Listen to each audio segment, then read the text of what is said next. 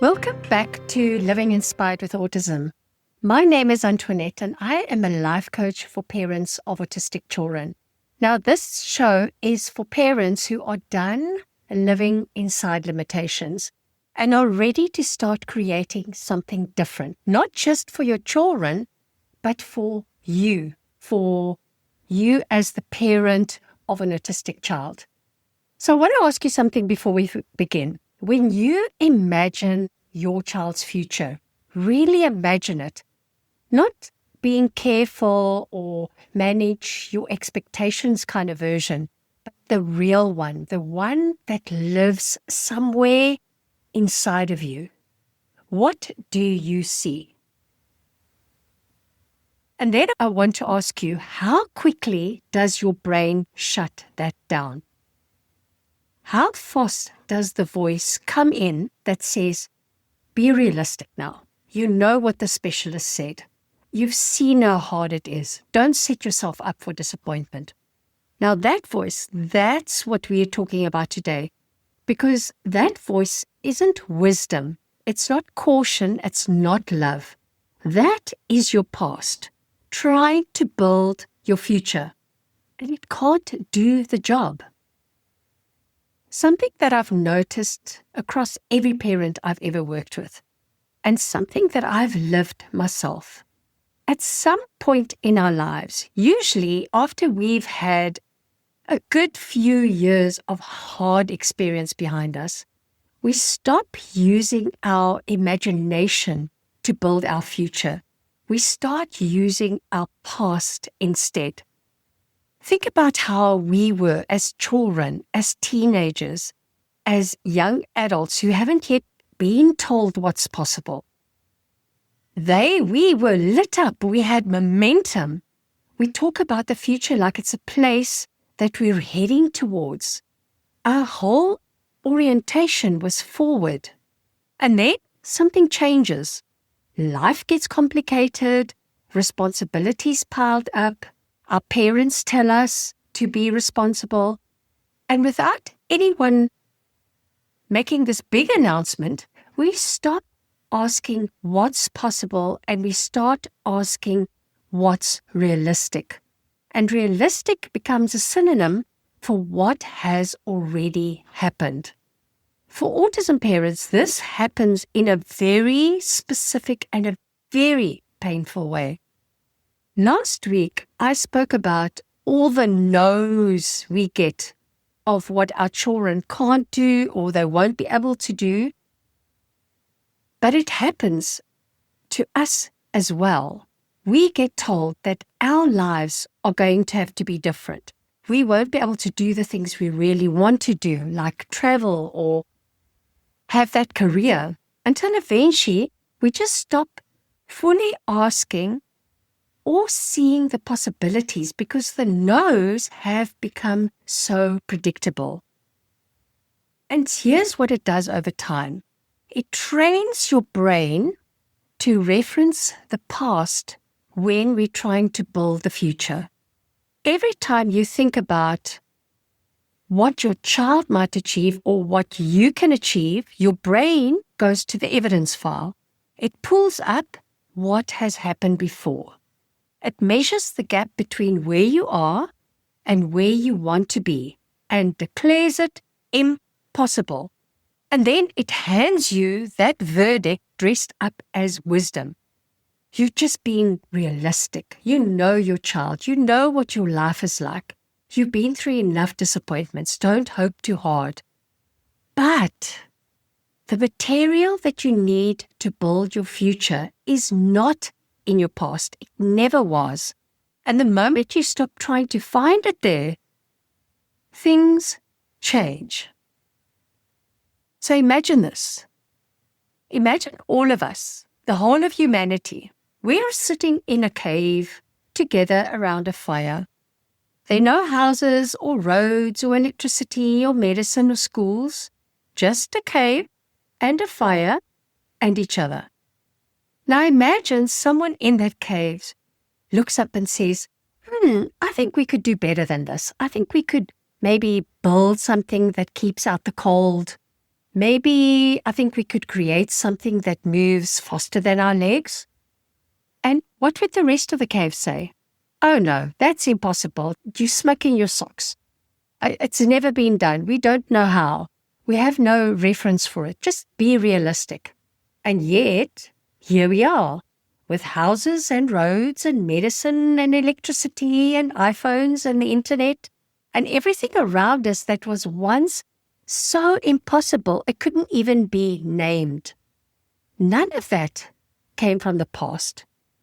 All of it came from our imagination, from someone who was willing to hold an idea, a possibility that had no proof, no evidence, no guarantee, but who stayed committed to a future that didn't yet exist, who kept going when the plan didn't work and tried something else and kept going. That is the mechanism. That is exactly how the impossible becomes possible.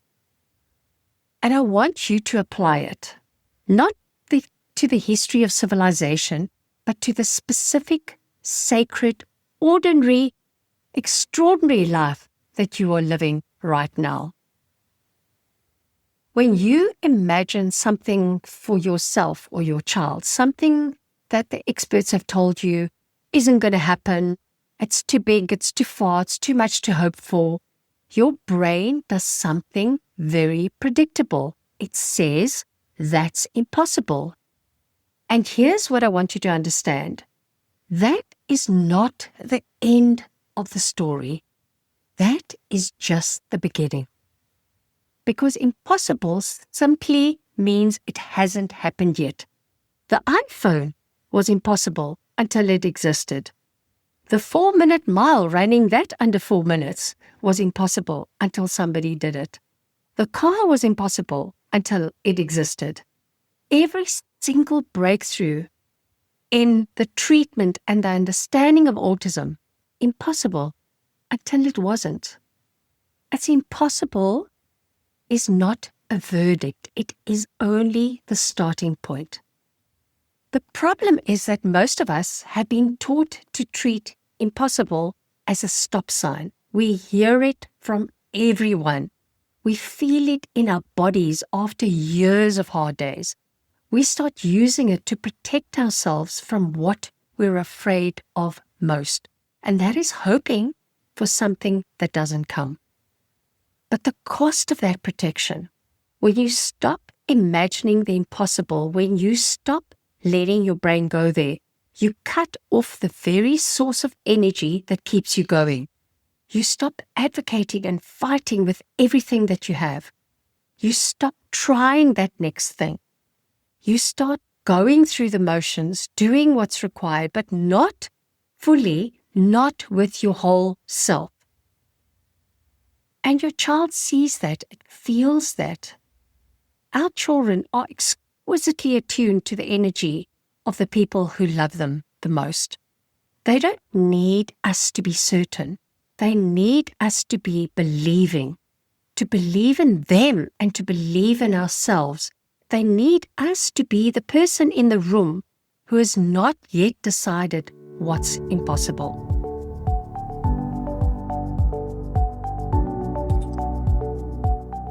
Okay, so here's a framework that I come back to constantly in everything I teach, and I have spoken about it in quite a few podcasts.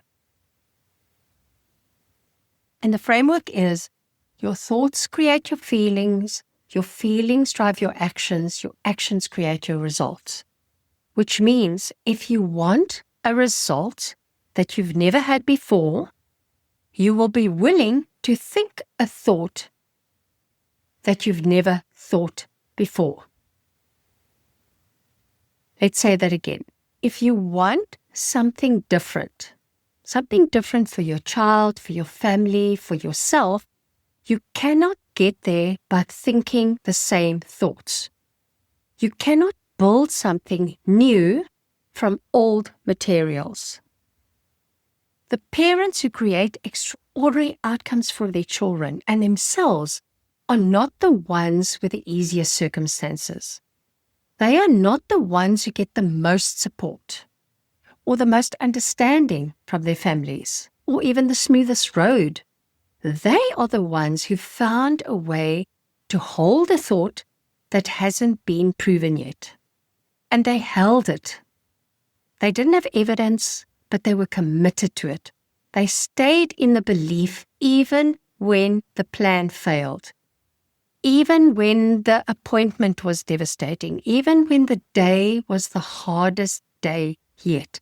They kept bringing their imagination back to the future that they were building. And from that thought, from that sustained, chosen daily belief, came feelings of possibility, of determination, of creative energy. And from those feelings came different actions, better questions, more creative solutions. And from those actions came different results. Not magical thinking. This is the mechanism. It is how every result that has ever mattered has been created. There's this concept that I love that I want to give to you today. Your future belongs to you, not to the experts or the specialists or the schools or the family members that give you a hard time. Your future and your child's future exists only in one place right now, in your mind, in your imagination, in the story that you are telling about what is possible. And you can change that story today, right now, before even a single thing has changed.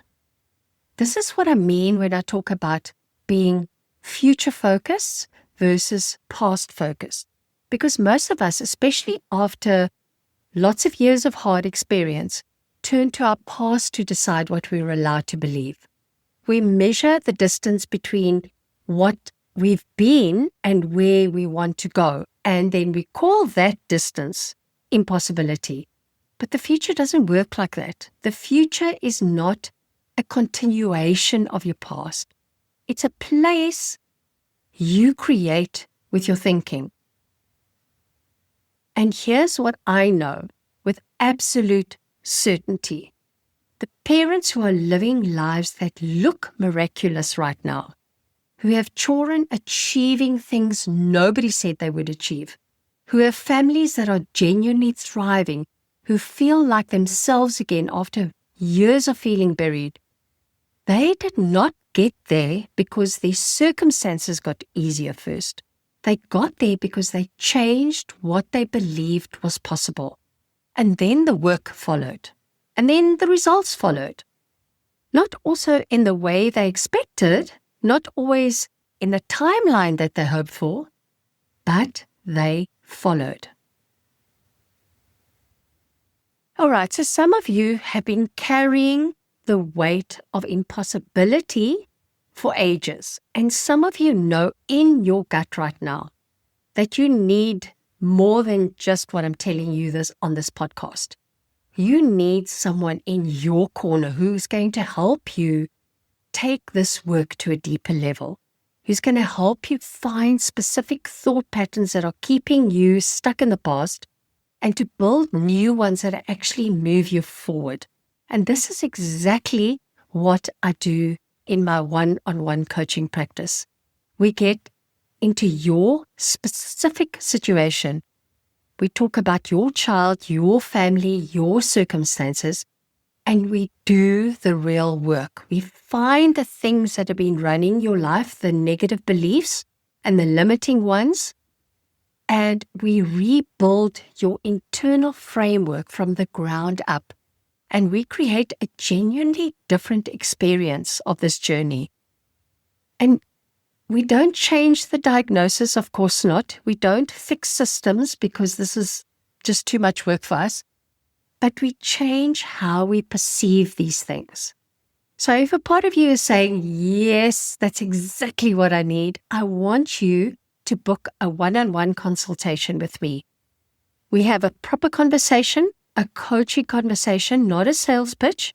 And The link is in the show notes, so I want to invite you to book your call and let's talk. Okay, let's get back to the podcast. As usual, I'm going to be giving you something practical because I don't want to leave you with this beautiful idea and no way to use it. Here's how you start building a future from your imagination instead of your past. Step 1, name the impossible thing. I want you to name out loud or on paper that thing that feels impossible for you or for your child right now. The thing that you've stopped letting yourself fully want because the possible disappointment has been too much. Say it, write it, give it a name. My child will speak. My child will have friendships. My child will have a full, connected, meaningful life. I will travel. I will find a loving partner. I will feel like myself again. So whatever it is, name it. Because the moment you name it, you have created something. It exists now in your mind as a possibility. That is the beginning. Step 2, commit to the result, not the plan. Most of us want to believe in the future, but we want the security of knowing exactly how we're going to get there first. We want the map before we start the journey. And when we don't have the map, when the first plan doesn't work, when the approach that worked for someone else doesn't work for us, we take that as evidence that the destination isn't real. But the destination is not determined by the plan. It is determined by your commitment. When you're committed to a result, my child will communicate. And the plan doesn't work. You don't stop. You learn, you adjust, you try something else, you ask different questions, you find different people, you keep going because the result is not negotiable. Only the route is. So how do I figure out the next step? You just try it. You learn from what doesn't work, and then you try something else. This is how every impossible thing has ever become possible. Not because someone had this perfect plan from the beginning, they were just more committed to the destination than any other particular road. Step 3, live from your future, not toward it. This is the most advanced piece and also the most powerful. So instead of trying to get to your future from where you are now, which keeps you sort of anchored in your current circumstances, I want you to practice living from your future, making decisions as if it's already real, showing up as the parent who already believes this is working, walking into a school meeting as the advocate who already knows more is possible, waking up in the morning and choosing before the day shows you anything to be the person whose future is already written. This is not a delusion, and it's also not pretending that things aren't hard. This is just training your brain to stop using the past as its primary source of information about what's possible. And every time you do it, every time you choose this future-focused thought over the past-anchored one, you are rewiring your brain. You are building new neural pathways. You are literally becoming someone different. I want to leave you with this. Every invention that you've ever used, the light switch that you flipped this morning, the phone in your hand, the medication that's helped you, the approach that has made a difference, every single one of them started as an impossible idea in someone's imagination. Someone held that idea when there was no proof of it. And when people around them said it can't be done, when the plan failed over and over before it finally worked, and now it exists. when you imagine for your child, for your family, for your own life, it matters. It matters in the most real, most practical, most consequential way possible, because your thoughts create your feelings. Your feelings drive your actions, and your actions create your results. And one thing that's always separated the families who find their way to something extraordinary, something that looks impossible from the outside, is not luck. It's not easier circumstances. It's not a better support system or a clearer path. It is that someone in the family who decided to stop building the future from the past and to start building it from the imagination instead. And that someone can be you, starting today. All right, my friends, if you like this episode, please share it with another autism parent who maybe needs to hear this message today. So leave me a review. It genuinely helps this message find the families. And if you are ready to stop doing this alone, if you want someone to walk with you and rebuild what you believe is possible, book a one-on-one consult call with me. The link is in the show notes, and I read all of them personally, and I cannot wait to hear from you. Until next time, keep imagining, keep believing. The impossible is just something that hasn't happened yet. All right, my friends, I will see you in the next episode.